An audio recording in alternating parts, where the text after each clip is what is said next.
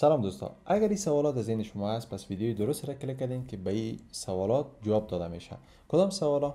کامپیوتر ساینس چی است؟ کدام بخش ها را داره؟ در افغانستان اگر شما کنکور امتحان میتین کدام بخش باید بخوانین؟ کدام بخشش بسیار پرکاربرد است و وظیفه زیاد پیدا میشه؟ کدام رشته را شما بخوانین تا هکر شوین؟ و بسیار از این قبیل سوالات که برای کسایی که کامپیوتر ساینس قرار است بخوانن یا پلان خواندن کامپیوتر ساینس دارن، خیلی ذهنشان ای مسائل مصروف میسازه که قرار است در این ویدیو درباره از این مسائل کم بر شما راهنمایی بکنم تا شما ذهنتان باز شود که کامپیوتر ساینس اصلا چی است و شما باید کدام بخشش بخوانید.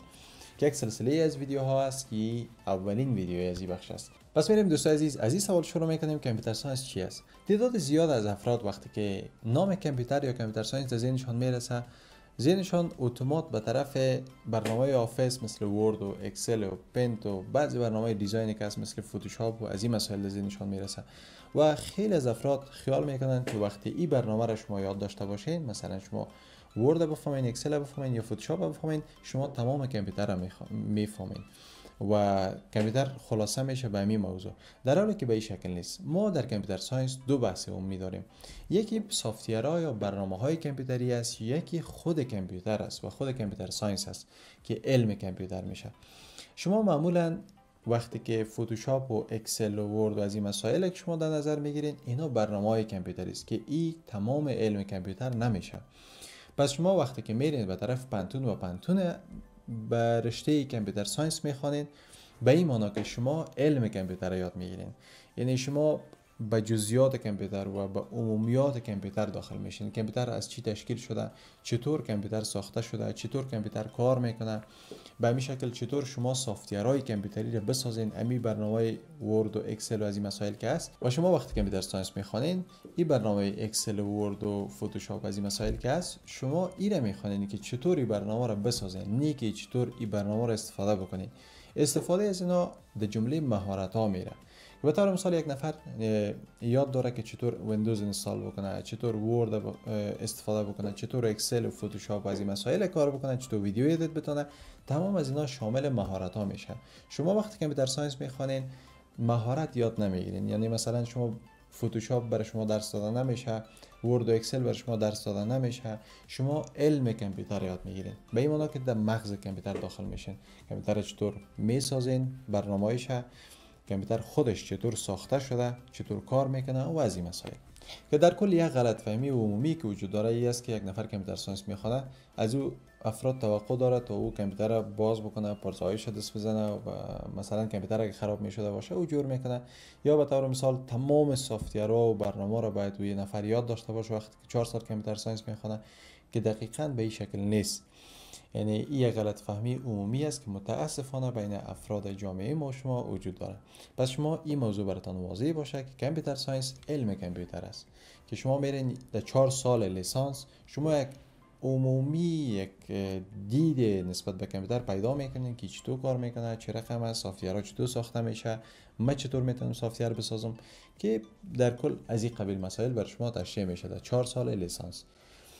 پس خیلی نتیجه شما نمیگیرین بدون از اینکه شما یک راهنمای خوب داشته باشین که در این بخش شما را کمک بکنه که شما در 4 سال کامپیوتر ساینس دقیقاً سر کدام مسائل تمرکز بکنین تا بتونین بعد از اینکه از کامپیوتر ساینس فارغ میشین وظیفه خوب داشته باشین یا عاید از او رشته داشته باشین. که دقیقاً همین سلسله ویدیوهایی را که ما تشکیل دادیم که اولین ویدیویش است و چند ویدیو دیگه هم قرار است بعد از نشر شود، در کل به همین مسائل میپردازیم که یک نقشه راه یا رودمپ برای شما قرار است معرفی بکنم که شما در جریان خواندن کامپیوتر ساینس به اون مورد توجه بکنین تا بتونین از این رشته بعد از اینکه فارغ میشین یک عاید داشته باشین یا صاحب یک وظیفه یا کسب درآمد شوید. حالا که این موضوع بر شما واضح شد دوست عزیز، سر از گپ میزنیم که کدام بخش‌های کامپیوتر ساینس یا رشته‌های کامپیوتر ساینس ما داریم و یک معرفی از رشته می داشته باشیم تا شما بتونید تصمیم خوبتر بگیرین که کدام بخش شما بخوانید.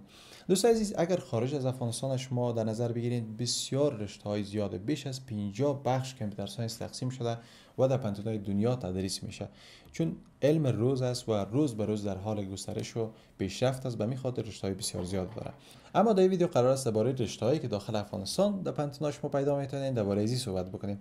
دوستان عزیز، شما پنتون‌های خصوصی دولتی را که در داخل افغانستان ببینید معمولا بین 2 رشته تا 4 رشته و بعضی ها تا 5 رشته را کامپیوتر ساینس بخش بندی کردن که اگر عمومی ما شما ببینیم در عموم پنتون افغانستان که شما پیدا میتونین این سه رشته را حتما پیدا میتونین، یا یک تا شاید نباشه اما دو تاش حتما میباشه.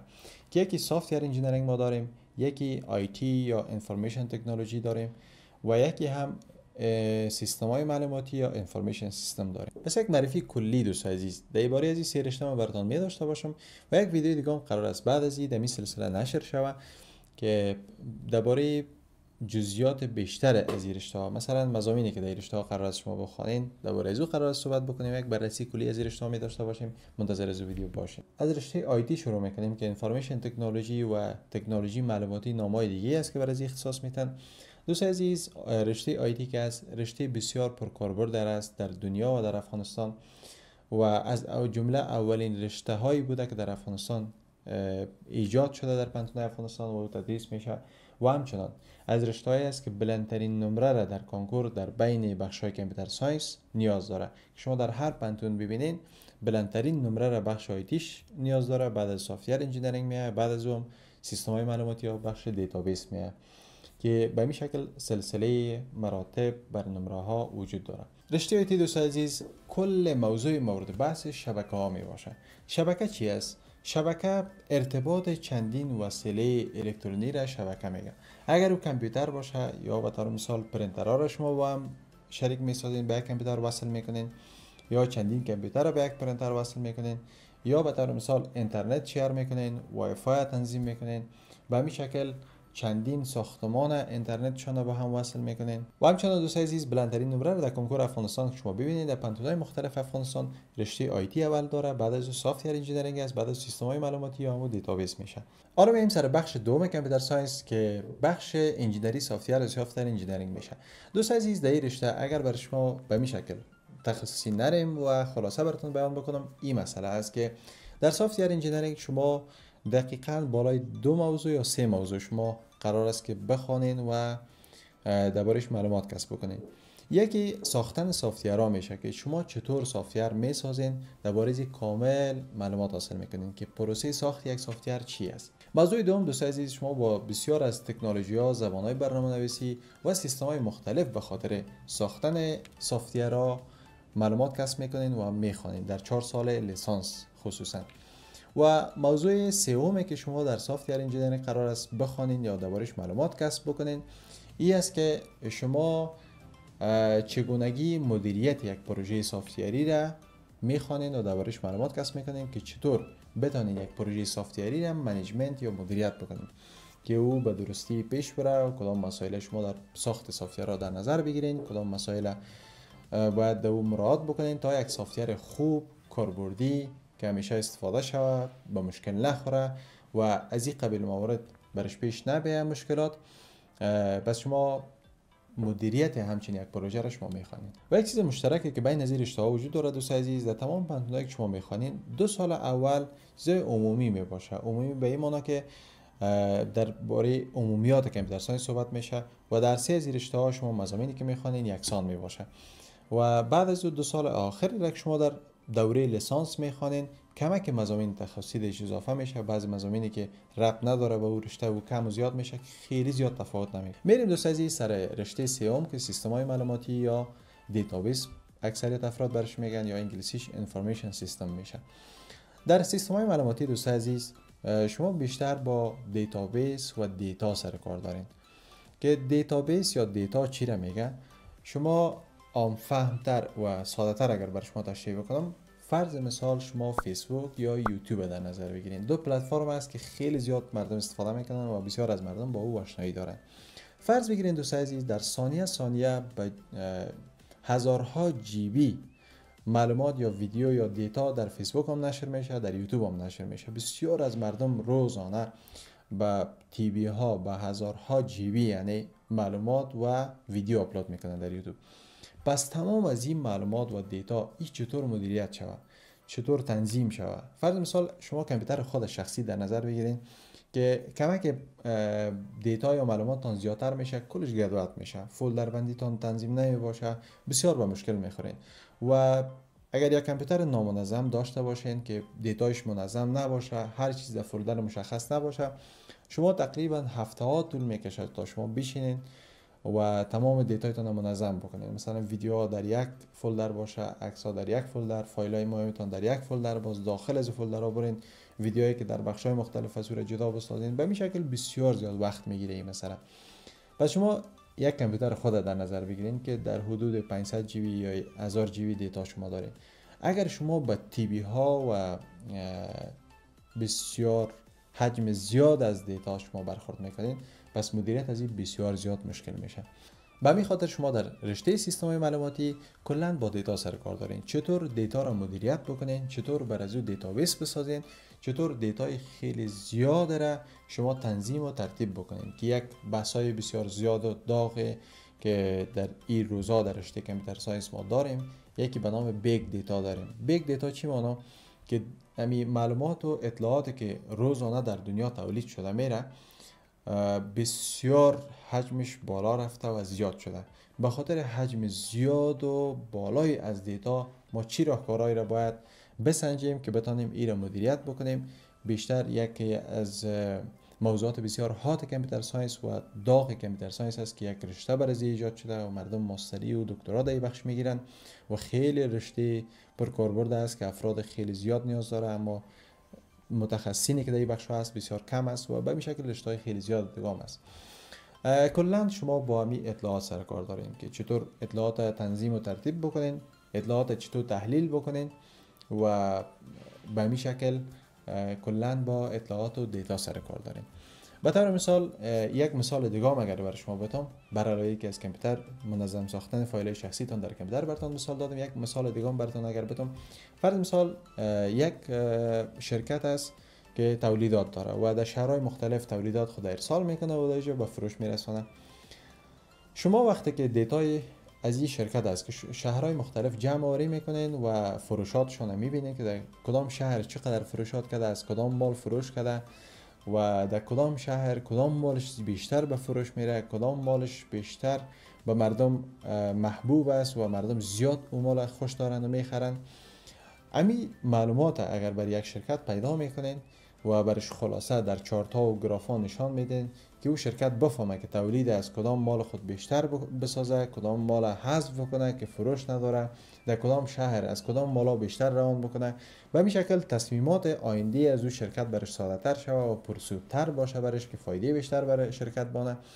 امی تحلیل دیتا و امی تنظیم و ترتیب از دیتا ها و معلومات و به این شکل یک ارائه خلاصه از این دیتا ها را امیره میشه که ما شما در قسمت انفورمیشن سیستم یا سیستم های معلوماتی خلاصه بسازیم که بسیار ساده و آن فهم بر شما گفتم که باز در جزئیات اگر داخل شیم خیلی موضوعات تخصصی میشه، چندین مورد دیگه مثلا سافتور انجینیرینگ هم در اینجا داخل میشه، اما بیشتر در قسمت تجزیه و تحلیل دیتا و مدیریت دیتا کلا انفورمیشن سیستم یا سیستم های معلوماتی در این بخش کاربرد داره و سرکارش بیشتر است. خب دوستان عزیز، این یک معرفی بسیار خلاصه و کوتاه از این رشته کامپیوتر ساینس بود که براتون گفتم. حالا میایم یک موضوع دیگر هم براتون میگم که کدام از این رشته ها با هم دیگه خیلی همخوانی دارن.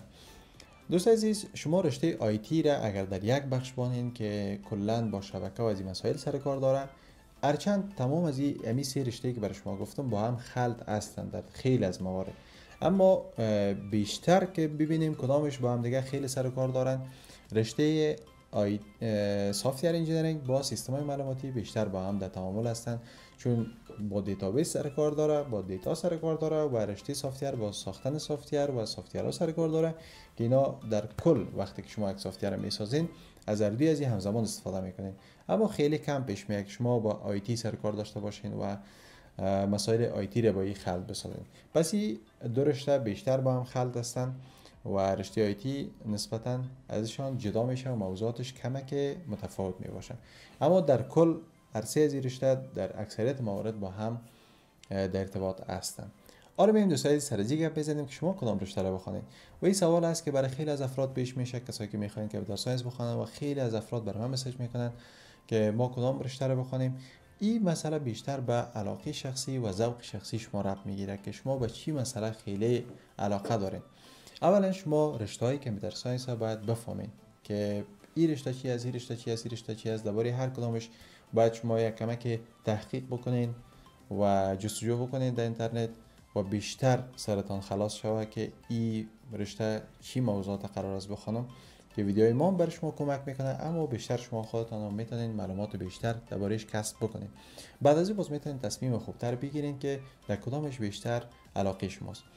در کل عمومی اگر یک چیز بگوییم، رشته سافت‌ور انجینیرینگ با سیستم‌های معلوماتی بیشتر با زبان‌های برنامه‌نویسی و ساختن سافت‌ورها، کدینگ، پروگرامینگ و برنامه‌نویسی سر کار دارد. یک کمک میتونه بگوییم حوصله‌گیر و بسیار رشته کمک جنجالی است. این خیلی مشکل نیست، رشته تمامش آسان است، اما کمی که با برنامه‌نویسی زیاد سر کار داره، به همین خاطر نسبتاً میشه حوصله گیر باشه. اما رشته آیتی کمتر با برنامه‌نویسی سر کار داره نسبت به این دو رشته دیگه که میتونه بگوییم حوصله گیر بودنش از این دو رشته کمتر است. پس شما حالا یک معلومات کلی حاصل کردین درباره رشته، اما میشه بیشتر شما سرچ بکنین یا ویدیو بعدی که قرار است مضامین از این رشته رو برای شما معرفی بکنم او را ببینین تا بیشتر براتون واضح شود که چی قرار است بخوانین، نظر به او میتونید شما تصمیم خوبتر بگیرید. پس این مسئله خیلی مسئله واضح نیست که ما براتون بگویم، این بیشتر سلیقه شما و علاقه شما به این مسئله مهم است. مسئله دیگه که ذهن خیلی از افراد درگیر میکنه این است که بسیار از افراد علاقه دارن و توقعشون می باشه که ما باید هکر شویم، هک بتانیم و از این مسائل که بسیار از افراد سوال میکنن از من، همچنان در پیام ها و در کامنت ها. میخوایم این مسئله رو براتون واضح بسازم که هکینگ چی است و چه قسم شما میتونین این مسئله رو حاصل بکنین که بسیار خلاصه براتون میگم. شاید یک ویدیو دربارش جور بکنم که بسیار با جزئیات داخل شیم کدام موضوعات شما بخونید. دوست عزیز، هکینگ کدام رشته مشخص نداره که شما برین رشته رو بخونید مستقیم هکر شوید و هیچ ربط به این سه رشته که براتون گفتم نداره که مثلا شما یک رشته خاص را بخونید و امور رشته شما را به هکینگ میرسونه. هکینگ یک مهارت است که مجموعی از این سه رشته را که شما میکس بکنین و یکم از این مهارت یاد داشته باشین، یکم از این مهارت یاد داشته باشین، یکم از این مهارت، اینا را که با هم میکس بکنین میشه که شما بعض قابلیت ها و مهارت هایی را پیدا میکنین که شما میتونین مثلا به سیستم ها نفوذ بکنین، سیستم ها را تست بکنین که آیا از لحاظ امنیتی این سیستم خوب طراحی شده یا نشده، یا به همین شکل کارهای مختلفی که هکرها شما در فیلم ها میبینین این کارا را میکنن، شما هم این کارا را میتونین که میکس از عرصه رشته که شما یک جا بکنین، بالاخره مهارت های عرصه رشته شما را به یک حد میرسونه که بیشتر گفتم براتون این مهارت است، این کدام رشته خاص نداره. در بیرون افغانستان شما رشته هایی را در این خصوص دارین، مثلا به نام ethical hacking یا network security.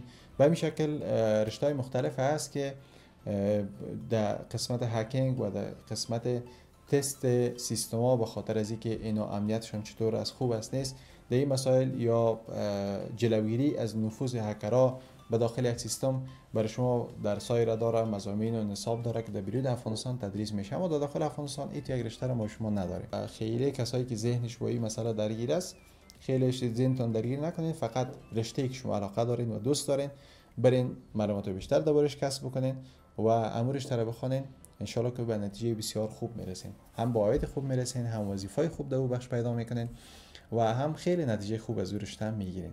مسئله دیگه که ذهن خیلی از افراد درگیر میکنه دوست عزیز، وقتی که میخواین کامپیوتر ساینس بخونن و رشته‌های خود انتخاب بکنن، این است که کدام رشته بسیار زیاد کاربرد داره، فرصت‌های کاری در او زیاد است و خوب میتونم در او بخش عاید بکنم یا عاید کدامش بیشتر است. دوست عزیز، یک مسئله را که ما به صراحت میتونم برای شما از تجارب خود بگویم که ما کامپیوتر ساینس خوندیم و در این بخش کار کردیم و به این شکل فعلا کار دارم در این بخش، براتون به صراحت گفته میتونم که هر بخش از کامپیوتر ساینس که شما میخوانید بی نهایت کار در او زیاد وجود داره، هم در داخل کشور هم بیرون از کشور. شما بسیار وظایف زیاد در هر کدام از اینا دارین. اگر بخواید بزنس شخصی را پرتین یا مثلا وظیفه در بخش بگیرین، در هر دو بخش شما فرصت‌های خیلی زیاد را دارین. اما مهمی است که شما رشته را خوب بخونید. معمولا وقتی که وظایف در قسمت رشته تخصصی کامپیوتر ساینس اعلان میشه، نظر و تجربه ما این را ثابت کرده که در هر بخشی که شما برین، در هر جایی که شما برین، هیچ وقت به مستند شما دیده نمیشه که شما چی خواندین و نمرات شما چقدر است، که خیلی از افراد از این ناحیه تشویش دارن. بیشتر چیزی که در اوج اهمیت داده میشه این است که شما چند پروژه کار کردین، چی کار کردین، چی را بلد هستین و چی را میتونین که انجام بدین برای اونا. که شاید از شما نمونه کاری بخواد که مثلا شما وبسایت طراحی کردین، پس نمونه کاریت کجاست؟ سافت‌ور طراحی کردین، نمونه کاریت از شما میخواد. یا مثلا در جای در قسمت شبکه سازی یا آیتی کار کردین، بر شما نمونه کاریتان نمیطلبه که از کجا کار کردین، تجربه کاریتان چقدر است و شما چقدر در قسمت آیتی میفهمین و چقدر مشکل از اونها را حل کرده میتونید. که بیشتر یعنی تقریبا در خیلی از جاها که ما دیدیم همین مسئله است که از شما نه سند میخواد، نه نمره میخواد، نه پنتون تا کار داره که شما در کدام پنتون خواندید. خیلی از افراد در این مسئله تشویش دارن، پنتون شخصی بخونم، دولتی بخونم یا کدام رشته رو بخونم. هیچ تشویش در این باره نداشته باشین. فقط مهمی است که شما یک راهنمای خوب در جریان تحصیل داشته باشین، مطابق راهنمای خوب شما پیش برین و درست بعد از اینکه 4 سال پنتون شما خلاص میکنین، یک توشه را در امو بکسی که فارغ میشین امروی خود ببرین. در هر جایی که شما برین برای شما بی‌نهایت فرصت‌های کاری زیاد است و وجود داره. شما میتونید خوب وظیفه پیدا بکنین و خوب باید از این راه کسب بکنین و داشته باشین. پس این باره هیچ تشویش نداشته باشین. خب دوستان، خدا کنه که این ویدیو برای شما مفید بوده باشه و یک کمک در معلومات شما افزوده باشه و تصمیم برای کسایی که میخواین کامپیوتر ساینس بخوانن یعنی تصمیمشان واضح شده باشه که بفهمن کدام بخش بخوانن، یک معلومات کلی از کامپیوتر ساینس حاصل کرده باشن.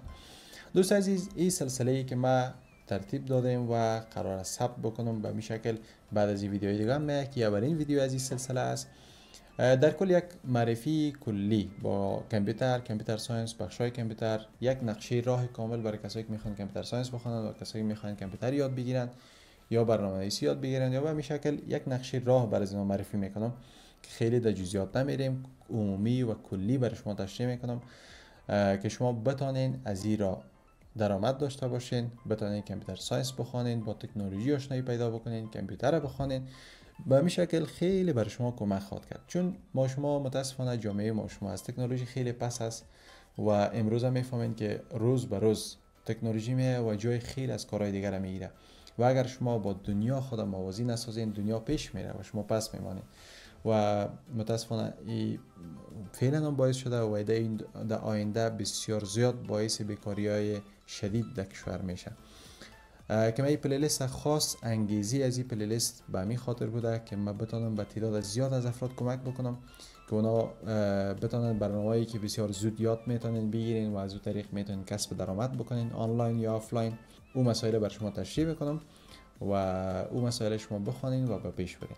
پس این سلسله از ویدیوها است که اولین ویدیوش است. ویدیوی بعدی هم قرار است ثبت شود که کانال رو سابسکرایب بکنین و همچنان کامنت بکنین. اگر سوال و پیشنهاد نظر دارین با دیگه دوستاتون شریک بسازین که از این ویدیوی مفید اونا هم مستفید شوند و اگر ویدیو خوب بود لایک بکنین تا ویدیوی ما به تعداد افراد بیشتر پیشنهاد داده شود تا اونا هم از این ویدیو استفاده بکنن. پس منتظر ویدیوی بعدی ما باشین. تا ویدیوی بعدی، خدا نگهدار همه شما.